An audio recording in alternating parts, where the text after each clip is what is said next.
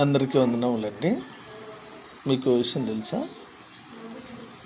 ప్రతి మానవుడు లేదా ప్రతి భక్తుడు దేవుణ్ణి అడిగే విషయంలో, ప్రార్థన ద్వారా దేవునితో మాట్లాడే విషయంలో ఎన్నో కోరికలను కోరుకుంటారు లేదా అడుగుతారు, ప్రార్థన చేస్తారు.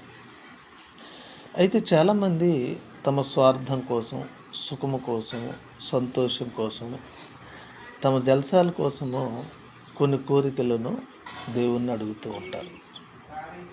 అయితే అలా అడిగే వారికట దేవుడు ఏమీ ఇవ్వడట, ఏమీ ప్రత్యుత్తరం ఇవ్వడు, ఏమీ సహాయం కూడా చేయడట. ఎక్కడుంది ఆ మాట అంటే, యాకోబు గారు రాసిన పత్రిక 4వ అధ్యాయంలో 3వ వచనంలో ఆయన మాట్లాడుతూ, మీరడిగినను మీ భోగముల నిమిత్తము వినియోగించుటకై దురుద్దేశముతో అడుగుదురు గనుక మీకేమీయూ దొరుకుటలేదు.